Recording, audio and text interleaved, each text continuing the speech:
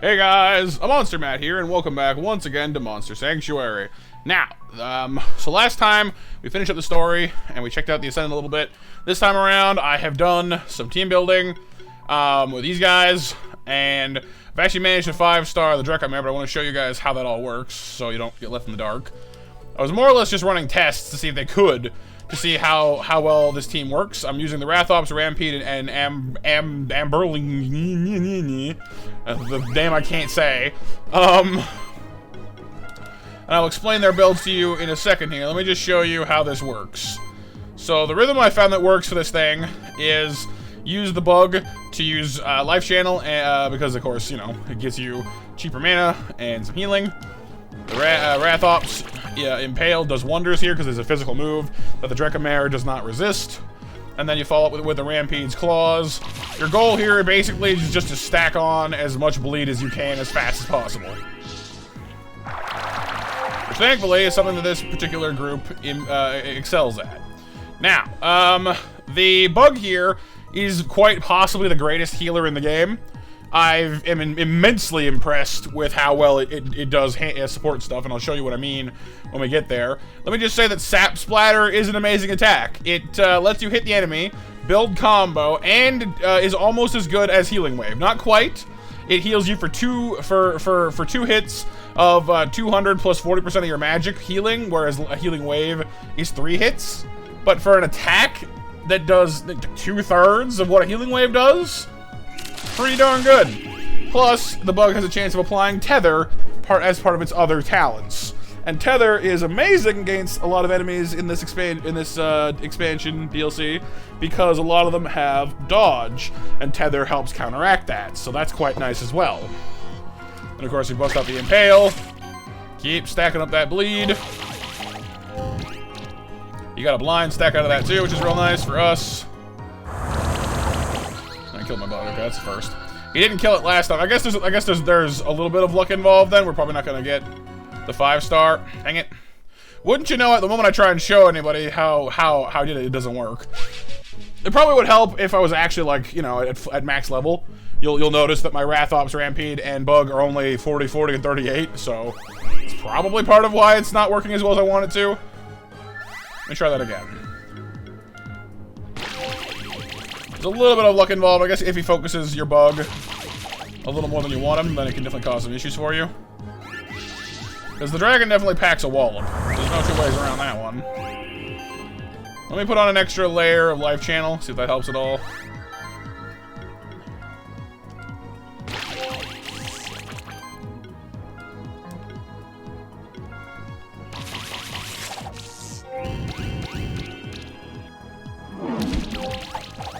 The Rampede that time. I might need to throw on a turn of Mega Protect. I didn't have to the first time around though, so let's try Sap Splitter. The Tether kicked in, that's good. But I'll show you, like I said, I'll show you guys the build I use for these dudes in a second. I think a little bit of, a bit of it is luck, a bit of it is just you know, because once the Tether and the blind kick in, it works a lot better for you.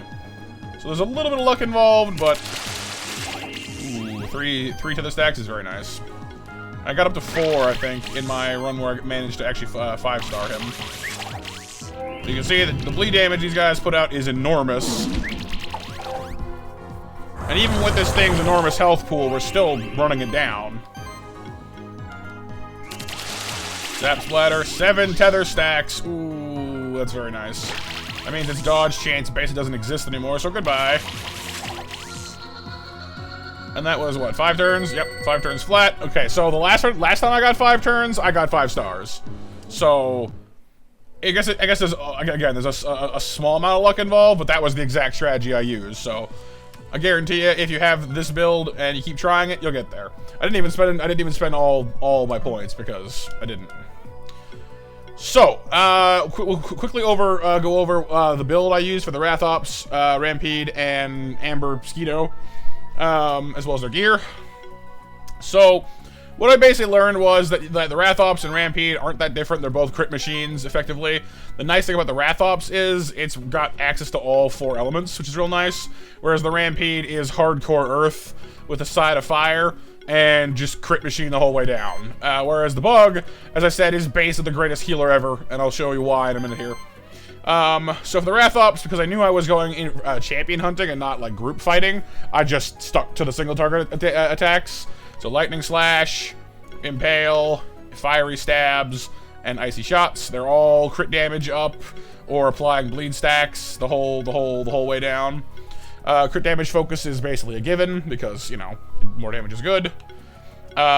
Bleed, of course, crits apply bleed stacks. Splatter is if I was fighting a group, Splatter comes in more there because when something is knocked out, the half of their bleed stacks move over to their allies. And of course, the reason that bleed is able to stay around, because normally bleed is consumed, is because of the Rampede's Dark Shift, which has bleed out, which means bleed stacks are not removed when they take bleed damage, which is absolutely essential to this team. So like I didn't have a choice there.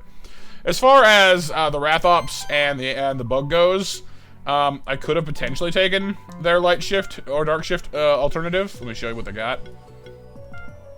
So for the Wrath-Ops, you got debuff Variety and debuff Mastery. I was tempted to take Mastery because additional debuffs are always nice, but debuff Variety makes enemies do less damage and your team makes you do more damage and take less damage from enemies based on how many debuffs they have. And honestly, I might change that to the debuff Master. I'm a little torn. I think either one of these can work fine. But for the Bug, it's heal charging, and it does have some talents which work off of charge stacks, but I didn't find it was enough to convince me that it was better than like Mana Potential. Because Mana Potential gives you an enormous boost to your magic, it gives you an enormous boost to your already, frankly, enormous mana pool, and it makes you take less damage and deal more damage for every 20 mana you have. And let me tell you, this thing stacks mana like I don't even have an adequate example. It stacks mana like a very hungry person stacks pancakes. It's a terrible, it's a lame analogy, but it works. Like you'll see, it's bananas. So for the Wrath-Ops, I just stuck to basically like single target crit. I got Skirmish because it lets allied beasts and reptiles apply bleed to enemies when they aren't attacking, which isn't as relevant as I want it to be with the Bug because it doesn't apply to ancients, only beasts and reptiles. Originally, I built this with the Turtle in mind, and he works pretty well too, frankly. The main difference between them is the Turtle is more about shielding and defense, whereas the Bug is more about mana and healing. They're both pretty competent, though. And the fact that the Turtle has Curse Breaker is kind of amazing as well, so that's quite nice. They're both quite valuable creatures, and they both kind of come at it from a similar aspect, so I can see either one of them being used. There's a bit of overlap though between the Turtle and the Wrath-Ops because they both have Reckless Mending, which is not a bad thing necessarily. I think they both have Mana Burning Desire as well, or it overlaps with the Rampede maybe. No, it's the Wrath-Ops. They both have Burning Desire, and they both have Reckless Mending. So there was some overlap there, so I kind of prefer the Bug. But I will say that for Skirmish, the Turtle is better, because the Turtle gets a lot of nice synergy with Skirmish, because you can apply bleed to like, you know, to like all enemies, basically. Or it says on enemies, it doesn't say on which or if all or whatever, but I think it's all of them. But anyway, that's a nice little synergy. Predation is good because anytime you don't attack, you gain Predation, which gets you increased crit chance and reduced enemy dodge chance on your next hit. Not that useful that often, I guess, on a more attacking creature, but I gave him Mega Protect as their ultimate, so like if you desperately need a turn to defend yourself, then it kind of triggers off Predation, so you can come back strong on the next turn as well. Got some combo shielding just to get the, shields your team. Whenever you get a shield, they get a shield, which is just nice. Don't have a ton of shielding. I have Load Up, which gets you charge stacks from shield actions. Passive shields have a chance to give you charges. And for every 12 charge stacks spent by an ally, you apply burn, weakness, or armor break to a random enemy, which is good. But honestly, I've never been a huge fan of charge stack strategies, at least because I've never made like a dedicated charge stack team. So I'm a little less sure about that one. But Rathops definitely does have some dedicated shield options. I just elected to go for a more directly aggressive route with this one. Because this one is, Reckless Mending is good because whenever you apply Armor Break or Chill, you know, your creature regains 3% health and mana, which is quite nice. But Saboteur's Shield is where I get most of my shielding from in this build. Whenever you apply a debuff, you get half of your defense as a shield, which of course then triggers off combo shielding, and has a chance to work with Load Up. But again, I'm not that enthused about Load Up, honestly. Mega Protect is the big shield option I picked here. But I would even consider maybe removing Load Up and maybe even Charge Destruction to free up the 2 points, but that's kind of up to you, I guess. If you see yourself shielding more often, then you might want to keep them. Revenge works well with Charge Destruction as well, I should say, because you get bonus charge stacks that way, and for every 12 you spend it, you get the extra debuff. So if I take Revenge, I might keep Charge Destruction, maybe. But Dominance gets you, you know, more damage on debuffed enemies. You have Cooling, you have Kindle, and you have Armor Shred. So you have a chance on every hit to apply Chill, Burn, or Armor Break, which is quite nice. Proliferate, of course, gets you extra hits whenever you debuff someone. You have a higher crit chance whenever you're actually, you know, doing a super effective attack, which is quite nice. You know, just kind of build for crit and go for it, you know, more or less. You have some multi-hit options with Ice Spear Volley. Burning Charge is more of a burn than crit, though, so I decided to go with Fiery Stabs. You have Full Protect. Lightning Assault is quite nice, too, I will say. So, like, if you wanted to make a build where Rathops hits multiple targets, then you have Lightning Assault and Burning Charge and Ice Spear Volley to do that. So, got some options. I personally like the single target for this one, but that's just me. For the Rampede, this is the one where, like, I felt like Bleed Out was basically my only option. The other choice is Divine Shield, which is whenever you receive a buff, it gains a shield and gains a charge stack, and that's good. But, like, bleed stacking is amazing, you know, frankly, so didn't really feel like it was much of a contest. It's got bleed, same as the Rathops does. Earth Allegiance is actually kind of a sleeper hit here as well, I guess. It changes all of your neutral attacks to Earth attacks, but more importantly, it makes you ignore Earth resistance, so your Earth attacks will never be resisted, which is actually really, really nice. It won't overcome physical resistance, though. So if you're fighting something that is both Earth resistant and physical resistant, it's still going to resist you, because you're only going to cancel out the Earth resistance. So that's worth keeping in mind, because the Rampede is very much an attacker, not a. It has no magic. But Deep Wounds increase the bleed damage. I mean, on a bleed build, absolutely key. Claws has, you know, boosted crit damage. You got Attack Mastery, which, you know, every physical attack triggers an additional hit equal to half your attack, which is fantastic when you have, you know, an entirely attack-focused dinosaur. Life Overload is real nice. It gets 2 of them, so you can just stack some health on there to get, you know, 1.5% of its health gets turned into attack. So that's real nice too, honestly, because, you know, it's got like 5,000 health the way I've built it. So that's quite nice. I wasn't a huge fan of Power Focus, and I don't find myself using it that much, honestly. So, but I mostly took it because of Predation. Like, there is that chance of using a self-shield and then coming back strong again. But Ancient Predation is the thing I like the most about the Rampede as far as Predation goes, because all allied Ancient monsters start combat with Predation and an Age stack, which is just nice, because it doesn't actually have any other access to Age, but it gets at least 1 Age stack, which is better than nothing. So that's quite nice. It's got Armor Bypass, so it ignores 20% of your enemy's defense, which is, you know, it's great. Every Earth attack has a chance to apply Shock, which, considering all neutral attacks are now Earth attacks, is more than you might think. I might actually consider taking Earthquake over Power Focus, but like I said, I was keeping it just in case I wanted to use Predation. Because this thing is like attack. Like, it has Glory, but it can't, it doesn't actually have the glory buff. It just has the ability to gain glory by applying debuffs. So it doesn't even have a buffing action. It's just attack the whole time. So the only way to actually get predation is to use power focus, which again, like, I mean, considering it ups your damage the next turn, not so bad really. You get death blow, which is just more damage based on how many debuffs they have, which is just nice for you. Fire claws, crit damage, glorious spark. Allied monsters with glory trigger an additional damage hit. Additional sets of glory increase the damage. So, you know, the more debuffs you have, the more glory you get. The more glory you have, the more damage you do. It just goes around, round, and round. It's real nice. Infernal Roar is quite nice. Crits of allied monsters have a chance to apply burn or shock, which goes real well with, you know, when it's partnered up with Wrath Ops. The pair of them are both crit machines. So, you know, Infernal Roar is pretty fantastic. It's also nice that that's not actually specific to Ancients or even Reptiles. It's just any ally. So, quite a nice thing to slot into a crit team. Hunt, same thing. Increases the crit chance of your whole party by 4%. Both of those are real nice for any crit team you want to have. Multi-burn, crit supply burn. And it has a unique aura called Blinding Sparks, which is a chance to apply blind to enemies when they take burn or shock damage. Burn is the higher chance, though. So if you have any crit-based burn teams out there, the Rampage is going to slot right into that. Might actually work with the Griffonics, thinking about it.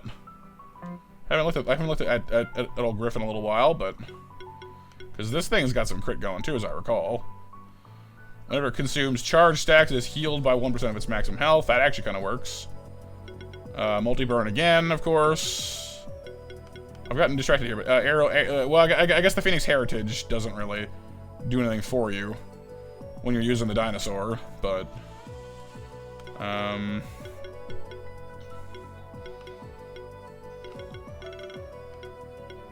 no, I guess, well... I seem to remember this thing being critty, but I don't actually see any crit here. I guess it was charge stacks I was thinking of. Oh well. Anyway, back on topic. So that more or less covers the Rampede, I guess, you know? Like, it's all about just, again, it's, you know, you just crit stuff. I wasn't exactly thrilled that it had Igniting Stings and Fire Claws, because Fire Claws is fire. Obviously, like, they're both fire element attacks. But this is crit damage, and that's applying burn. So, I suppose I can kind of see the logic, but I mean, it has enough ways to apply burn anyway, through, crit heat, mostly, honestly, because, I mean, it applies burn pretty reliably anyway, so I'm not exactly thrilled about Igniting Stings, but your only other option is Burning Charge, which hits a whole group and tries to burn them, so it's not really a huge, it's not, like, I don't know. I suppose having that as a group target option might make more sense than taking Igniting Stings. But Stings is also a 6-hit move, which is the most it has, so a 6-hit move would not actually be a terrible idea, just for combo building. So it's kind of up to you on that one, I guess. I didn't find I used Stings that much in the fight against the Drechamare, but it resists fire, which is kind of why. So I just kind of stuck to Claws, personally. Anti-Cascade's a nice one for survival as well, I should say. I don't know. I'm not really sure what because I have a point to spend. I'm not really sure what to do with it. Because, like, he doesn't really seem to have any mana problems. And then again, he's paired with someone who had Channel, so that could be why. But crit damage is always nice, you know? I'll probably end up taking that, honestly. And then, the bug. The bug. I did not think much of this thing when I first saw it, but oh my god. So, you start off with Mud Cannon because you have to. You immediately go to Sap Splatter, because Sap Splatter, as I said before, you hit something and you heal your whole team. It's not based on the damage you do in any way. It's just you hit them and you heal your whole team. Just full stop. That's it. You got Mana Healing, which is, you know, healing actions trigger additional heals based on half of your mana value. As you can see, my mana value is basically yes. I have 580 mana.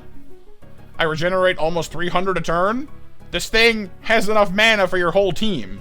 It's insane. Mana Stability gives you more defense based off your mana. Mana Overload gives you damage based on your mana. Manas in pajamas are bananas coming down the stairs. It's insane. It's got 2 sticky impacts, which is a 15% chance anytime that you hit something to apply tether. So having those both working in your favor is quite nice. It's still a low chance, but having 2 of them working is nice. And then stuck tight, attacks that target tethered enemies have a 5% increased crit chance for each second tether on the enemy. So this is why I love sticky impact, because this gives your whole team a massive increase to their crit chance if you're a bit lucky. Now, it's a little luck-based, because, it's only 50% chance for tether, but with 2 of them working for you, and a multi-hit move like Sap Splatter, it's 4 hits. It's 4 hits that has 2 separate chances to like, tether something. It's not terrible. And then, of course, every action removes tether, so if they don't act enough, it might even stick around, no pun intended. Sonic Wave is nice because it gets you access to possibly weakness. Disoriented is quite nice as well, because it makes weakness also cause enemies to have a 7.5% chance to miss, so that's quite nice. You can multi-weak as well. Mana proc here is enormous. It's an extra hit, which is great for your sticky impact. Plus, again, as mentioned, you have an enormous amount of mana, so getting an extra, what is that, 290 damage just slapped onto your attack? Sure, I'll take that. Renewal. This is quite a nice one as well. Whenever a debuff or harmful stack is removed from an ally, also heal and shield them by 100. Now, 100 isn't a ton, but considering you have auto restore, whenever you attack, you also remove two debuffs from the monster with the most debuffs in your party. So even while you're attacking with Sap Splatter, which again is already healing people, you're also removing debuffs, and then you're also healing and shielding them again. You know what I mean? Mana focus, because of course, more mana, as if you needed it, more mana. Purify, healing actions remove debuffs, which again feeds back into renewal, which again feeds back into Sap Splatter. We got Bolster, whenever you heal, you also buff. Mana Symbiosis, anytime you receive a heal, you gain mana. Healing Link, of course, feeds into Mana Symbiosis, because Healing Link, you have a 25% chance anytime you heal a monster in your party to also heal yourself, and considering you're healing your entire party constantly, you're also regaining mana. Like, it's this huge synergy loop. I love it. It's amazing. Anti-Curse means all debuffs your party takes are less effective. So the debuffs that you're already getting rid of every turn are also just weaker in general. You got Healing Wave, if you ever really need to just buckle down and heal, it does even more healing than your splatter does. And then, of course, you have this little number over here, Ancient Nectar. Heal all allied insects and ancients by 7% of their own max health at the start of every turn. And you also give them age. So remember how Rampede only had access to 1 age through Ancient Predation? Well, congratulations, you have another one with Ancient Nectar. I'm fairly certain. I'll make sure, but I'm pretty sure it double starts you with age. So 2 creatures that have no access to age otherwise now both have age. Twice. They start with double age, even though they have no actual access to age otherwise, which is quite nice. And then over here you have, the life channel tree. You have multi-channel. The one thing I wish this thing had was multi-support, because it can't stack support. But you get buffing restore, which is, whenever you apply a buff, a chance to remove a debuff, which again feeds back into, your whole debuff heal loop over there. Whenever an allied monster gains a charge stack, there's a 5% chance to also gain sorcery, barrier, or channel. See, this one I'm not sure about, because it's only 5%. If it was more, I'd consider it. And granted, you gain a fair amount of charge with this guy, because of this talent right here, mass mana charging. Every 60 mana you regen, you apply a charge stack to the whole party. This thing, as mentioned, is clocking back 296 mana. Like, I'm just shy. I am 4 mana shy of literally regenerating 5 charge stacks a turn. So 5 per turn is 5% 5 times. If it was 25%, I'd say sure, that's not bad. But I think it's 5% 5 times, or 4 times, because I'm not quite at the 5. So I'm a little unsure there, And then of course you have Mentor, which I kind of want to take, but it's only when you use a single target skill on an ally that they gain buffs. So that's more if you want to use heal, which I have not been using, so I didn't take it. But it's there if you want it. Channeling sustain is also quite nice, because channel also heals your monsters by 100% of this monster's max mana at the start of every turn. It turns your mana into healing. And as mentioned, mana! So much mana! So I'm actually really, really blown away by this bug. It's a lot more powerful than I thought it was. It's not going to win any fights for you damage-wise, but it's got healing for days. It's insane. I love it. But we've got our prize. We're going to go swing by the tree, evolve our dragon into the water alligator. I haven't seen him yet. So we'll see what we got. The Wetigator with the deep stone. Gonna go on to our type-shifted, if I can find him. Where'd he go? Durgan. Oh, I guess I haven't shifted you yet, actually, have I? Do I have any stones left for that? I do. Guess I saved one. Go me. Alright. I'll also cover the Tara Blob here in a second, and the turtle, by the way, because I looked at them as well. Let me just make sure I don't have any, like, type-shifted dragon infants lying around. I don't think I do, but... No, I don't think so. Alright. You're up, it seems. Ready, Junior? Yeah. Dracomare! Or Dracomare, I don't know. It depends on what you want, I guess. We'll go ahead and boot Vertrog out of here and bring him in.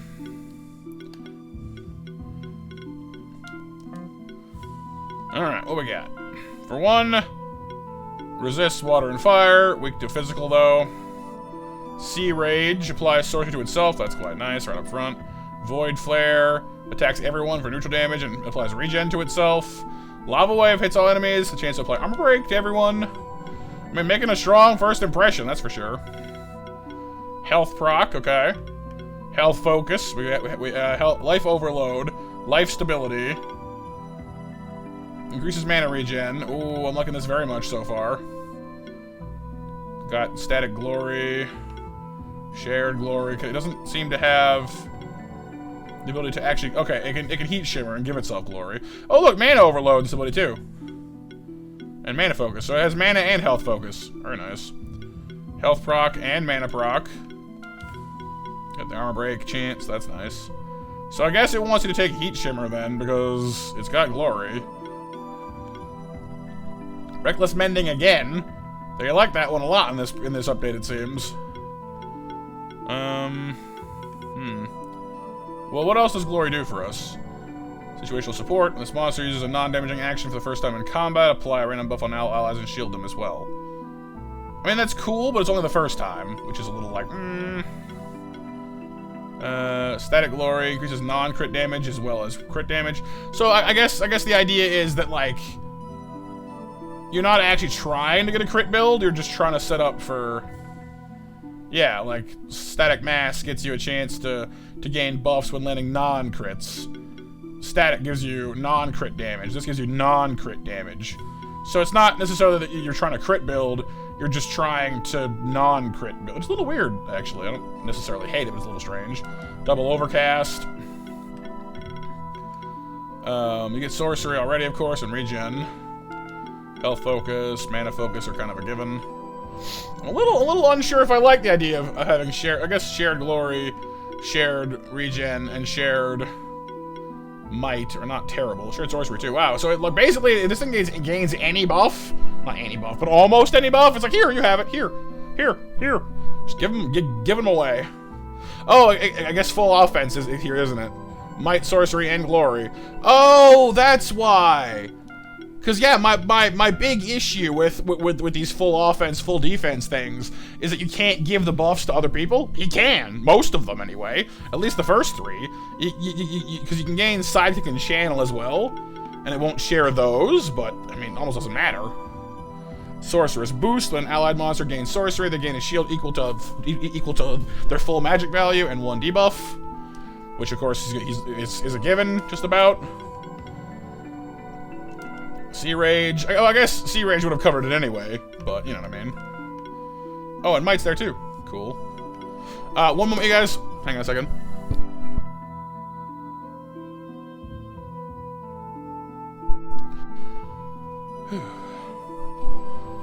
Sorry about that.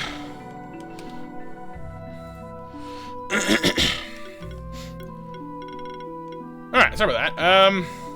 So Sorcerer's Boost gets you a shield whenever you get sorcery, and also removes a debuff, so that's quite nice. Especially with shared sorcery.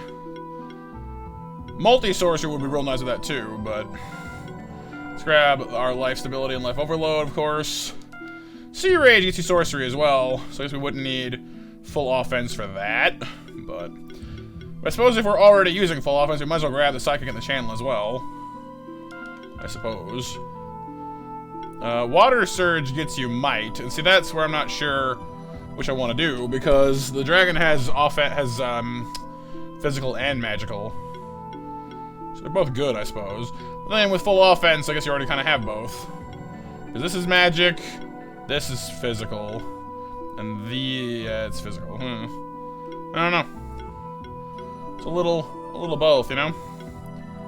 Tackle does more hits and is better for armor shred, but Heat Shimmer gets you glory.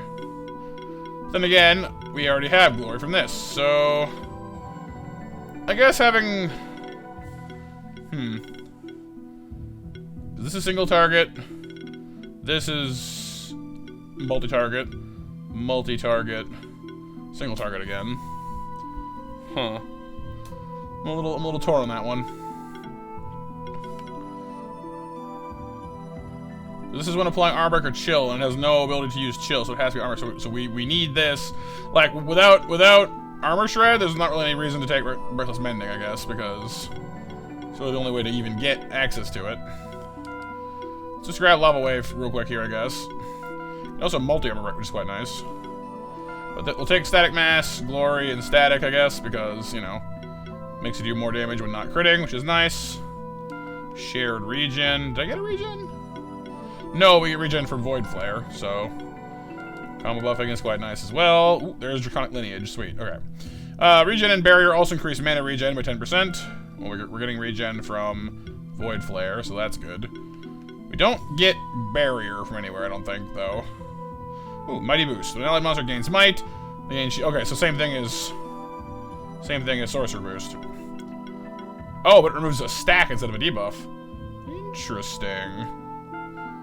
Cool. Alright, we'll grab that then. Draconic Lineage. Each dragon in the party may receive an additional stack of any buff. Additional stacks are only half as strong. Okay. So just straight up, you know, extra stacking. I mean, it's basically buff mastery, but for free. That's quite nice. I'm a little torn as what to do with these, though, I gotta say. Realizing as well I'm gonna be a little shy on points here. I mean, there are some things that are weak to neutral, but we got Void Flare for that. So far we have magic, and one little physical, I guess, but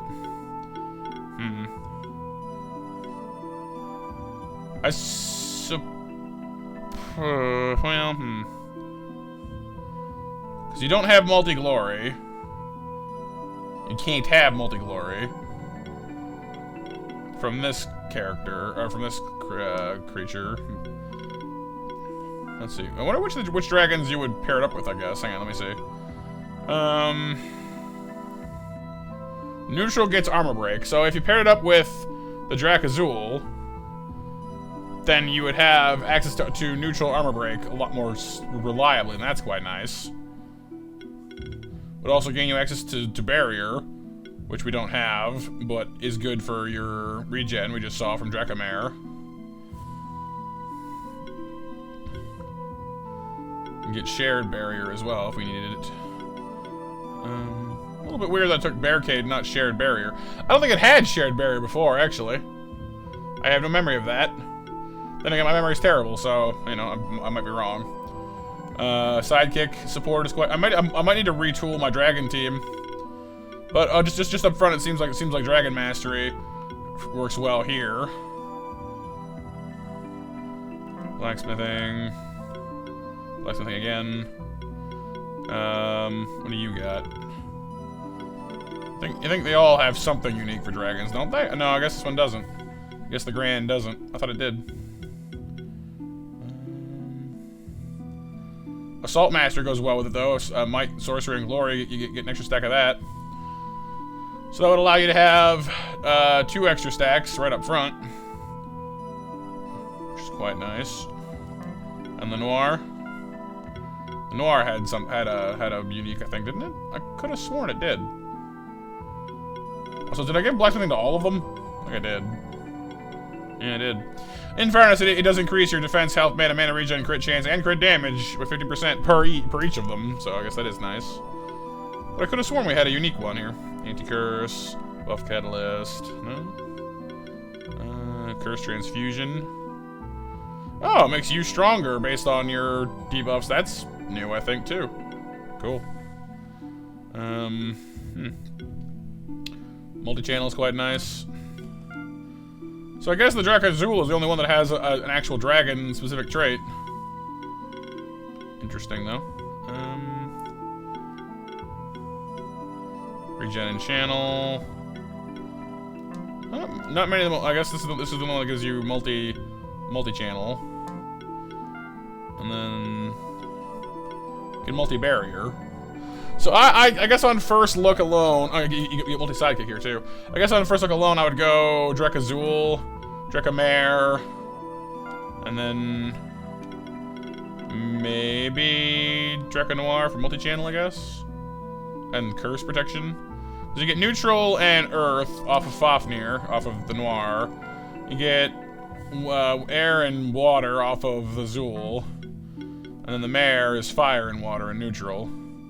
So you got basically everything covered there. Kind of leaves the Gran out, but the Gran always, like, the Gran has an insane amount of health, and it's not a bad creature by any means, but I don't know, it never really stood out to me that much. I don't know. It does a lot of damage though. I don't know, I'll need to do like a more in-depth dive into that at some point, I guess. But assuming it stacks up with the Zul and the Noir, then multi-armor break makes a lot of sense then. And it gives you a reason to take tackle as well. So I'll grab those for now. I'll need a few more points to finish up the build. I need 2 more for these.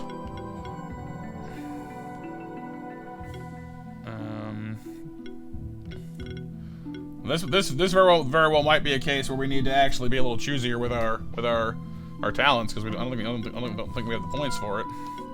So I used all my skill potions, so no, I didn't. But I could have sworn I gave one to him already. Like, well, he was still a Drakanov. No? I guess not. Whatever. There you go.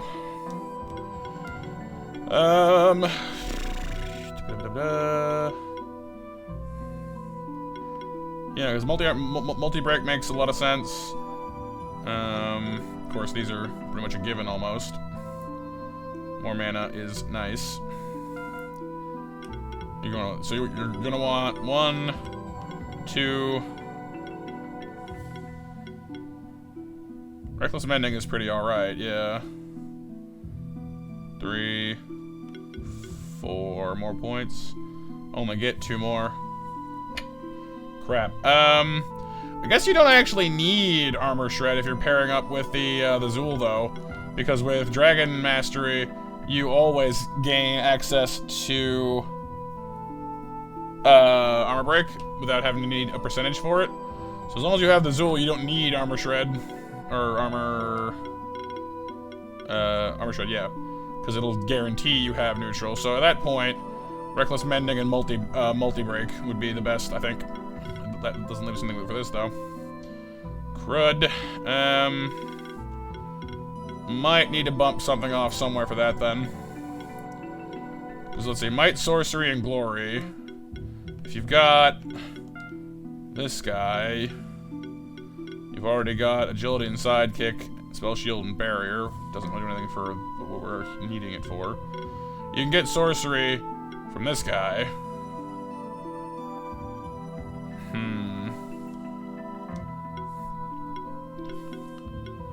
I don't know, it might be worth considering dropping the full offense, though. And honestly, at that point, I suppose if you're getting the bulk of your buffs from the other dragons, it doesn't matter as much either. for the shared sorcery ones, because, like, you're getting most of the buffs from them anyway. I don't know. I'm a little torn on that one.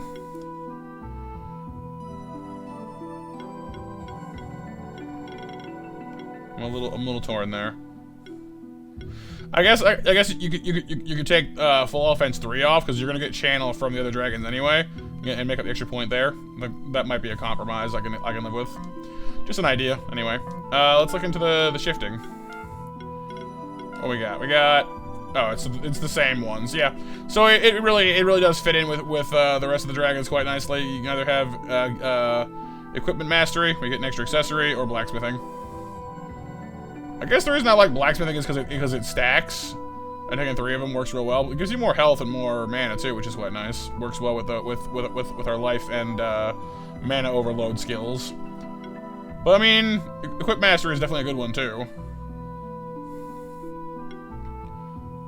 I don't know. I guess the dragons I had were almost exclusively blacksmithing. So I guess I could just follow the trend in that case. I mean, I like the look of it better too as well. This one's not bad either though. This will do for now. I might need to do a more dedicated dragon build at some point, but I am a little disappointed, I guess. I was kind of hoping that the Drekhamare would synergize better with Ancients than just be yet another dragon. You know what I mean? Like, yeah, he's cool and he works well when partnering up with the Zul and the Noir or Gran, and that's fair enough. But I guess I was kind of hoping that they would allow him to apply to dragons or ancients, because yeah, I mean, the other dragons are all, you know, Aerial Reptile Dragon, Aerial Reptile Dragon, Aerial Reptile Dragon, and then this the Noir is, you know, they're cool and they synergize well together. But I guess I was hoping that as the only ancient aquatic dragon, it would be more of an ancient monster. Which reminds me, we never did go fight the Terradryle, did we? Ooh. Only need to go do that. So I guess that'll be the focus of our next video then. We're gonna zap back down here and we'll go fight the Terradryle on the next one. So I hope you guys enjoyed this more detailed breakdown of all the— oh, hey, Will, what's Will doing here? Hey, Madamon, you have made a truly remarkable discovery. An entire ecosystem that was preserved in time for thousands of years? So many monster species that we thought were extinct. I've learned a lot from the Wanderer as well. So I understand it, the spell that the Celestial Raven used in their last clash against the Celestial Dragon was a time spell. The Celestial Dragon and their followers were sent forward in time around 3,000 years into the future. This effectively removed them from the world, but it also means that the return is inevitable and probably pretty imminent too. We don't know if this will still happen in our lifetime or not, though. All we can do is wait and hope for the best. Yeah, okay. So I guess, oh. Greetings, Keeper Dragoon. This whole area is an unbelievable find, isn't it? The Wanderer has conveyed the importance of the World Tree to us, of course. But make sure to tend to the World Tree. It's another part of the world just like that was pushed aside by humankind, just like the monsters were. I'm not sure what the Wanderer is planning with that seed of the World Tree, though. Does he really intend to grow another Tree of Evolution? What would that accomplish? That Wanderer is a peculiar fellow for sure. So it's cool that there are now other tamers around here. That's neat. But yeah, so hopefully you guys enjoyed our more in-depth look at our dinosaurs. Hopefully you had some fun with the video. Sorry for the weird pause midway through. But we're going to go take on the Terradryle in the next one, as soon as I remember where the heck he is. He's around here somewhere. He's over here, I think. That's the wrong way. But yeah, so I'll make my way over there between episodes. I'll see you guys there on the next one.